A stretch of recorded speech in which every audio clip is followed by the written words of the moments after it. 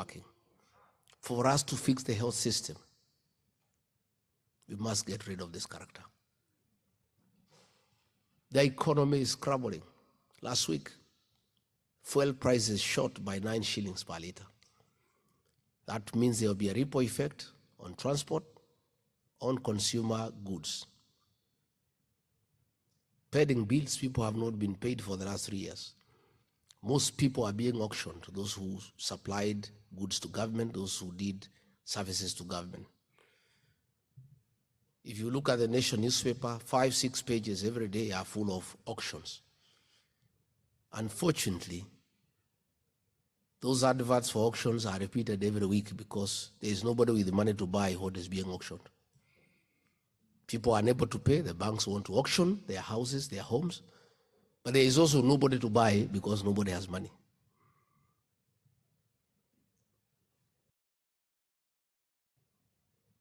Nobody since independence has ever played around with the military. The military is a very respected institution in Kenya, and across the world, our Kenyan soldiers are celebrated for being professional. They take care of our borders, they take care of our country. It's an institution that we don't even like talking about in terms of politicizing it. For the first time since independence, our soldiers who have been well taken care of by the state are being told to go and buy their own food. There is no money to feed them.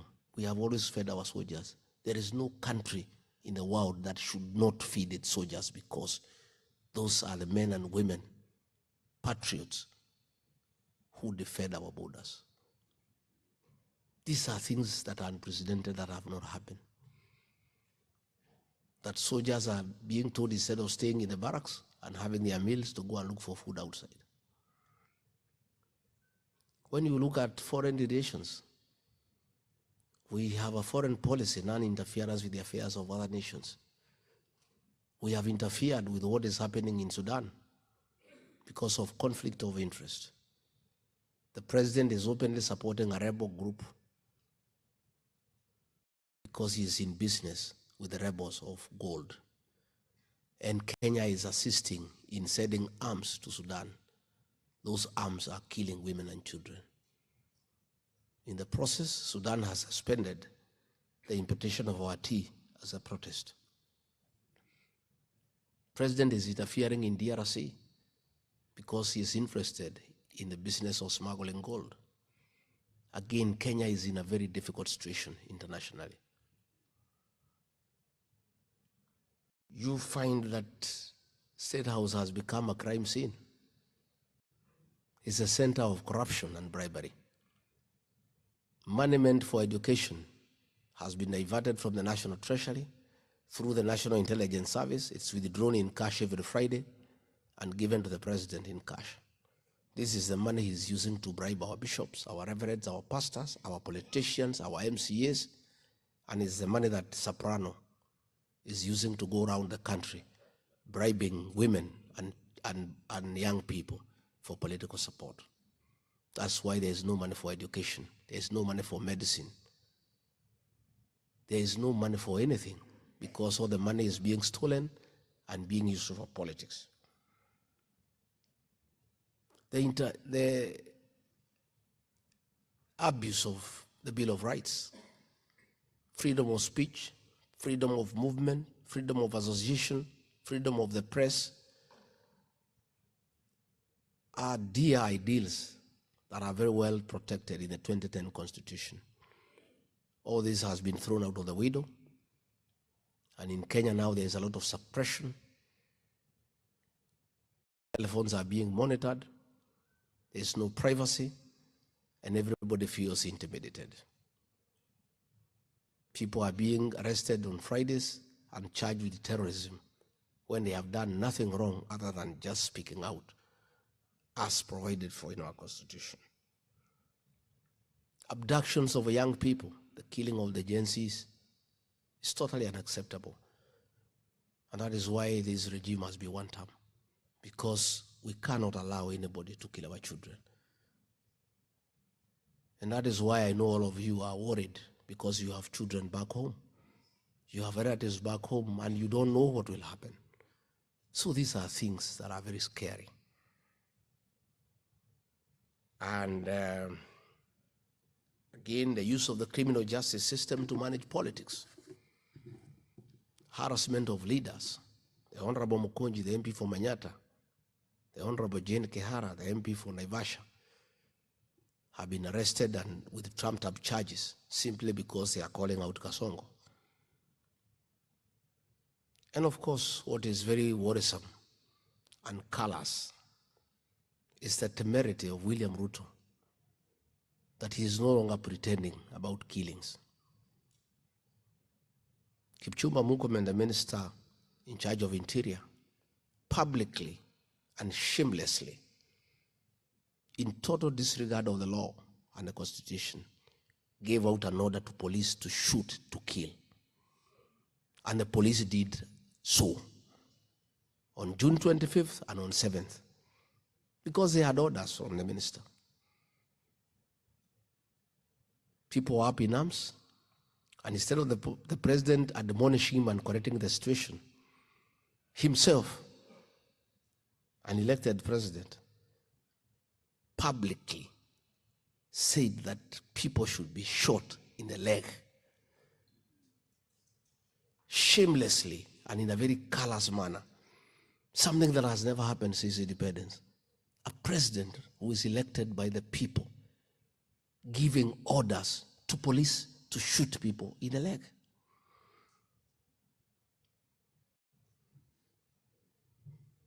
Three days later, his tribesman, Nelson Koech, who is the chairman of the Defense and Foreign Relations Committee in Parliament that is supposed to oversight the military and the National Intelligence Service, said, no, President, you are wrong. They should not be shot in the leg. They should be shot in the head. So when you look at the statements by Kipchumba Murkomen, William Ruto, and Nelson Koech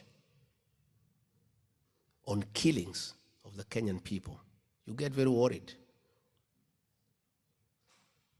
You get very worried. And that is why we are saying this situation cannot be allowed to go on forever. I've heard you say you don't want one term, you want half term. I'm sorry, it's not possible. There has to be one term, 24 as it is, because we have a constitution and we want to change government through an election in accordance with the constitution. William Ruto would have wanted us to attempt to change it another way so that he can jail us. That is why when people went to the streets, he was saying it's a coup. Nobody wants to overthrow William Ruto, and nobody will overthrow him. We want to change the government through an election because our constitution says we should have an election every 5 years. So we just have to put up with him. The other day he was saying we should bear with him and give him time. Well, Mr. President, it's very difficult to give you time to continue killing children. You're asking us to give you more time to kill our children, to shoot them in the leg. You're asking us to give you more time to empty our national treasury and divert those funds for politics. But we don't have a choice because Kenya is a constitutional democracy. We just have to persevere for the 2 years, hoping that we'll find something in the national treasury and hoping that you not kill all of us.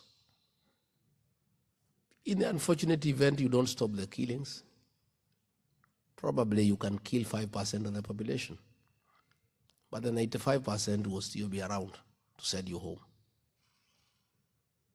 So I want to say, as I now come to the issue of the diaspora, please assist us by talking to your people back home and tell them that they must remain steadfast, they should not be intimidated, and they must be ready to make William Ruto a one-term president. Will you do that?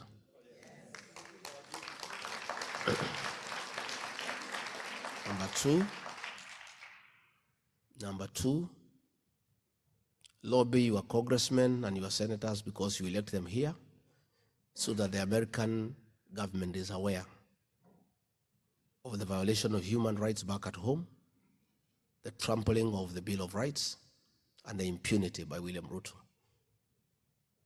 Because America respects democracy, and it's good that the American government knows you have the capacity to lobby your congressmen and women and your senators so that they know what is going on. This movement, we are driving it at home. From here, you can also help us. Our party, DCP, requires resources.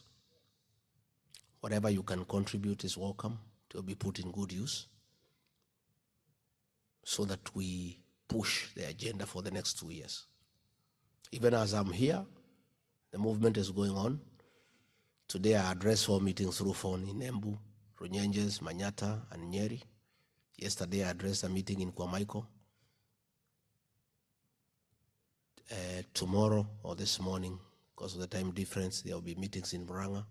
Another time there was a meeting in Loitoktok. We need to, our team there is doing a great job. And that shows you this movement is not about Rigathi. It's a Kenyan movement. The one-time thing is going on in my absence. The other day I had seen Duale say that this one-time thing is about Rigathi. I'm not in Kenya, I'm in the States. One time is moving on. It's beyond Rigathi.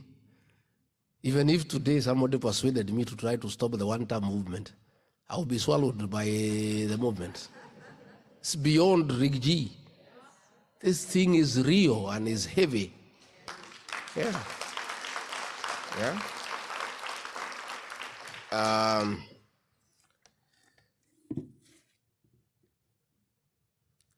I want to say that great people from the diaspora, you are a very serious partner of our national development. In the 70s, coffee was #1 foreign exchange earner for our country. In the 80s, tea was #1 foreign exchange earner for our country. In the 90s, tourism was #1 foreign exchange earner for our country. Today, as we speak, and for the last several years, the #1 foreign exchange earner for our country are remittances from the diaspora. Our foreign exchange reserve is maintained and sustained by you people. You are very serious partners for our economic development. And any serious government needs to take you seriously. For those of us who rear dairy cows, for a cow to continue giving you milk and lots of milk, you must take care of it. You must make sure it has hay, give it some dairy meal. Nowadays, we are even giving them mattresses to sleep on so that they don't feel cold at night. And some people are even playing country music to the cows. Ken Rogers and Don Williams and Cresta Gale, for them to produce milk. You guys are our dairy cow. For you to continue bringing the dollars, we need to take care of you. We need to be nice to you. And we need to listen to you to know how you want to be governed and how you want to relate with your motherland. For you to bring the dollars, you need to be sure they will not be stolen. For you to bring back your money home, it must give you some value. So I'm here to seek an engagement that when we form government in 2 years' time, how do we relate? How do we make you comfortable to invest back home? Do we give you incentives? First and foremost, we'll do away with the double taxation. You cannot pay taxes in America, and from your savings, when you bring them back home, we tax you again.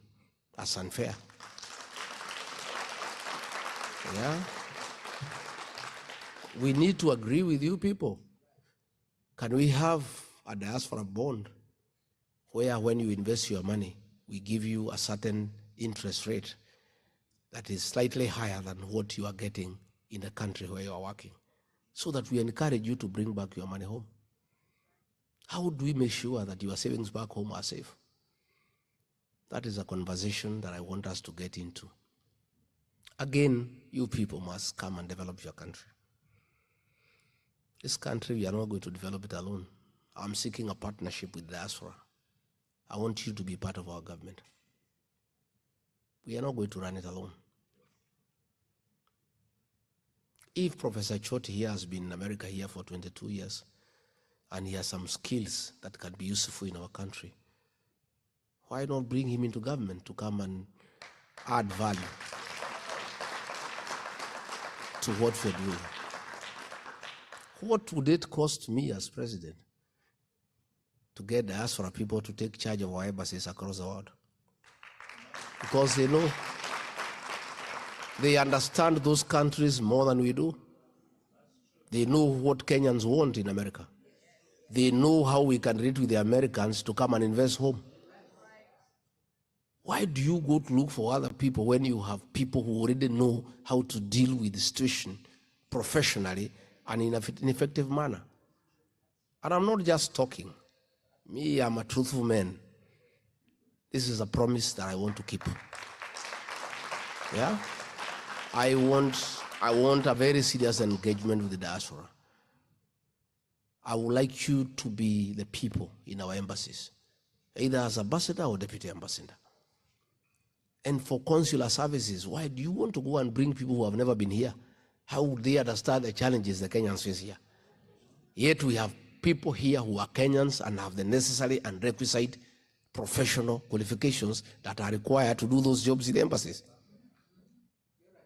It's even cheaper when you have people who are living here. When you want to market Kenyan goods, we want to market our coffee, why don't you get people right here, our young boys and girls here, to market the coffee here? Because they hang around here and they understand this place much more than we do. I'm looking for a very serious partnership and engagement with the diaspora, and I'm speaking with a lot of seriousness. This is not just talk. It is something that I intend to do.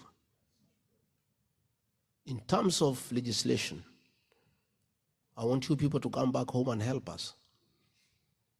I would want in the Senate, my party, the DCP, will have several nominated senators because we are strong in various counties.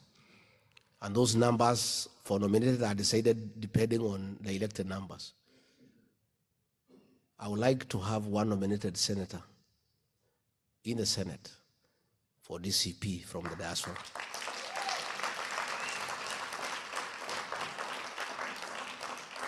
So that you come and enrich our thinking and share with us best practices seen elsewhere. Similarly, we also want somebody from the diaspora to be a nominated member of the National Assembly to assist us in legislation and oversight. I have seen the success of devolution out here. The counties are working. I've been here, I think I was in Boston, and we were in a hall like this one, and there was heavy rain, very heavy, for almost an hour. We could not even hear each other. By the time we came out, you could not even know there was rain, because the drainage system works. You cannot tell that there was rain. If that kind of rain was in Nairobi, you would require a Mkokoteni fellow to take you across. In all the counties will be strong. Over 25 counties where we'll be very strong. It's my proposal to get at least a nominated, specially elected MCA from the diaspora in each of those counties to assist us. To assist us to oversight the counties and to come up with the counter legislation that will enhance devolution. So that is my offer, and we'll continue to engage, and I'll be a frequent visitor.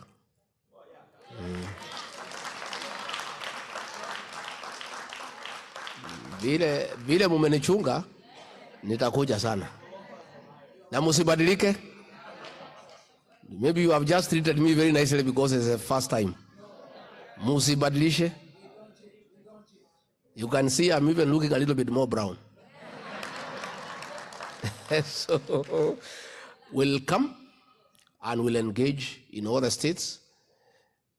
Nitaenda nyumbani, sukume Kasongo, halafu nirudi. Hatutaki tumuache sana, si ndio? Msiniweke hapa sana. Hata leo watu wananiambia wewe sasa usikae sana. Wewe kaa kidogo halafu urudi. Tusukume hii mtu. Zimu hiyo mtu ni kichwa ngumu. Na tukimkubalia second term atatukalia vibaya. Because the question you must ask yourself is this one. In a very honest manner.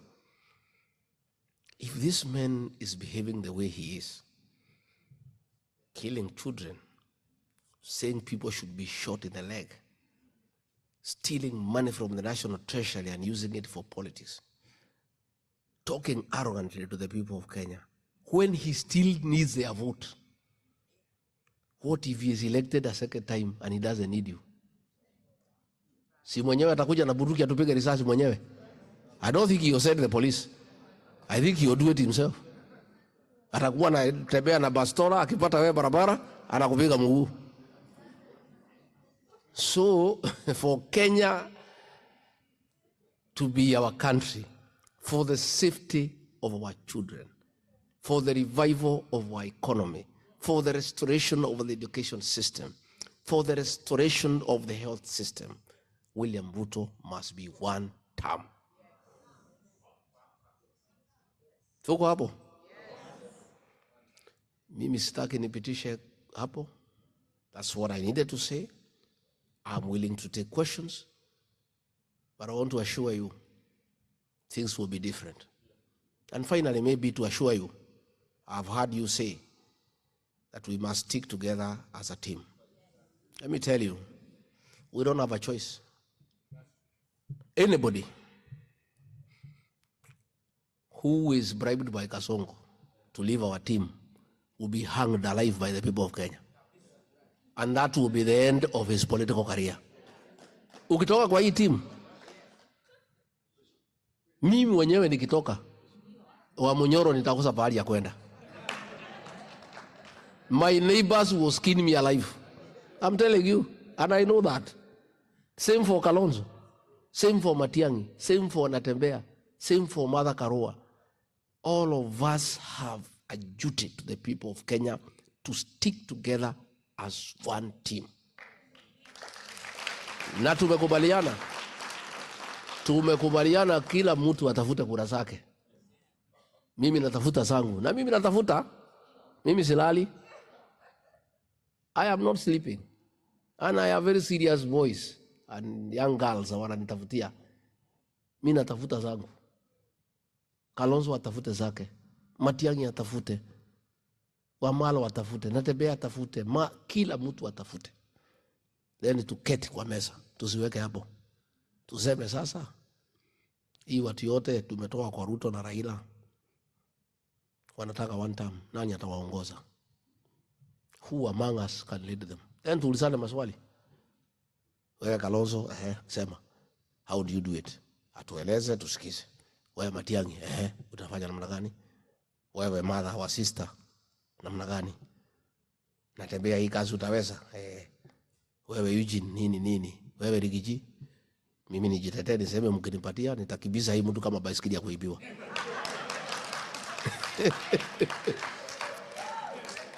Then bora tutoe one, and I want to give my commitment here at the Hilton, here in the States, that if the formula does not favor me, I will support whoever the formula favors.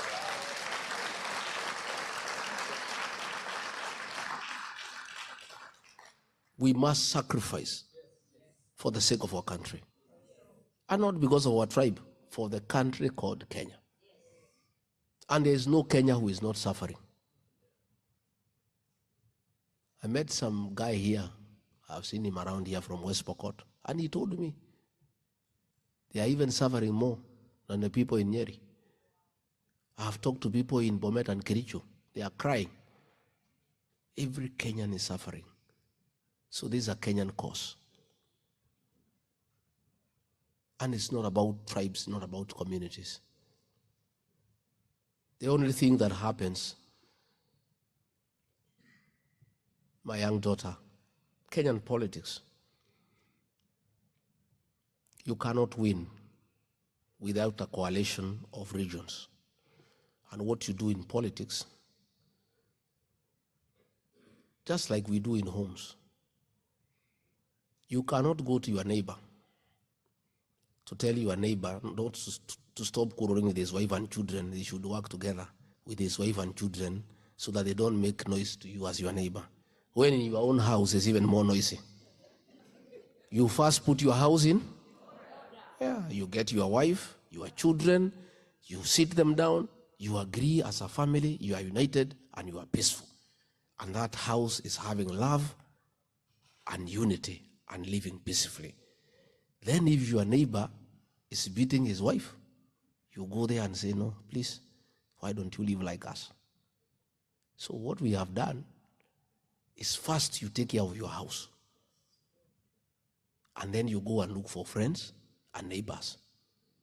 And that is what I did. I united my own house. And the children are happy. And everybody is happy. And then I went to look for my cousins. Sindio? How do you go to engage your cousins when your own son is not listening to you? Uko na shida na mtoto wako na bibi yako. Alafu naanza kusema cousin kuja tukae pamoja. You must first take care of your house. When your house is one and is talking the same language, then you go and look for your cousins. Hi, Makuzo. Hi, cousins. Once you have looked for your cousins, you go and look for your in-laws. Sindio? That's the way it goes. Because we are Africans, and that's the African way of doing things.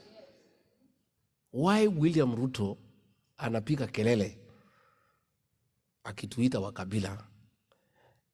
He is bitter that the mountain that made him president has left him. There's nothing we can do. Mimba ya kujidunga, the people of that region voted him to a man. He was rejected by all other regions except Rift Valley and the mountain. Coast rejected him. Northeastern rejected him. Nyanza rejected him. Western rejected him. The mountain and Rift Valley supported him. He betrayed the mountain. He mistreated them. They have left. Instead of thinking of how he can talk to them, he is abusing them and calling them tribal. It's a case of sour grapes. Unajua kakabweha alipoona matunda iko mbali, akijaribu kurukia na hafiki, anasema hata haijai. That is the situation.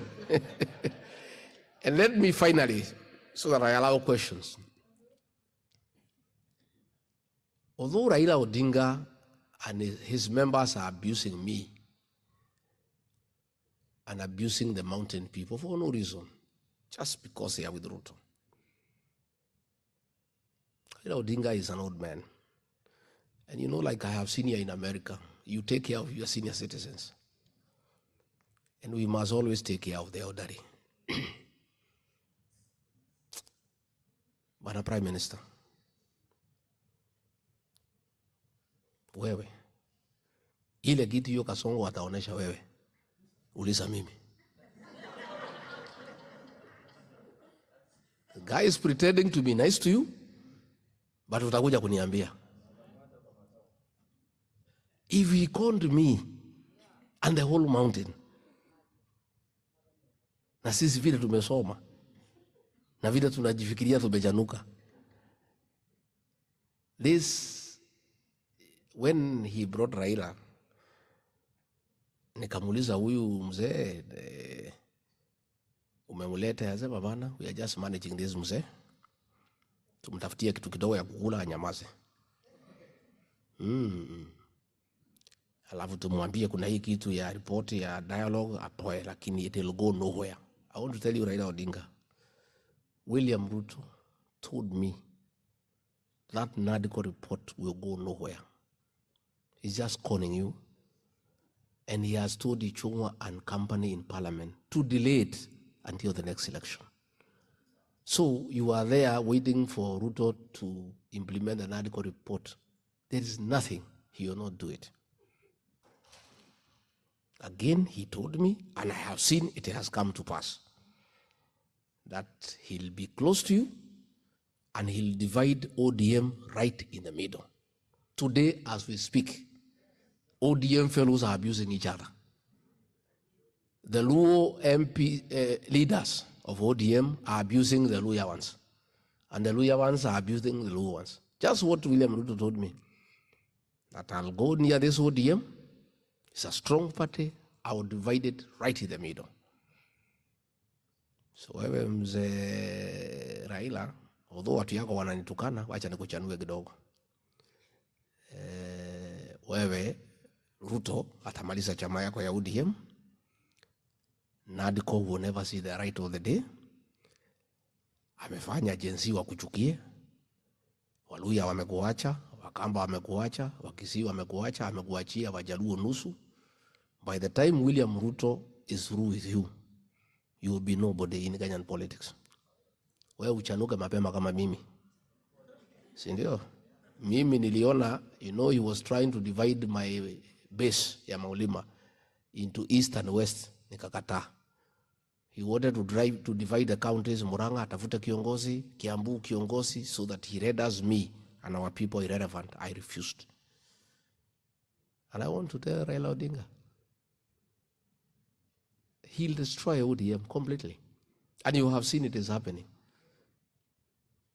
He'll undermine you in all areas you used to be popular. And by the time he is through with you, you'll be a pale shadow of your former self. Ordinarily, I will not give you that advice because your people are not very nice to me. But because I'm a Christian and I'm an honest man, I think it's only fair to be nice to an old man. And tell him what I know and what I see happening. So mimi nimeshukuru. Tutashikana pamoja kwa one time? Yeah? Tuko hapo kwa one time? So I am very happy for listening to me, and I speak from the bottom of my heart. I love my country and I mean well. And I am determined. I have a very great resolve to join the rest of Kenyans to liberate our country and to bring meaningful change. And I am indeed very encouraged by the enthusiasm I have seen here in the States. I will leave here a better leader, knowing that I'm not alone, and go and tell the people of Kenya that your brothers and sisters and cousins in the United States are together with you. So you are prayerful people. Please continue praying for our country. Please continue remembering us in prayer. Please continue talking to people back home. Kenya is your country, and you have a responsibility to help us make it a better place to live in. And finally, you guys, when you work here, you must go home and retire. And you want to find a beautiful place, a peaceful place, a place where things are working, where health systems are working, where roads are passable, where there is water and electricity. So let us build this country together. Asanteni sana. Thank you very much.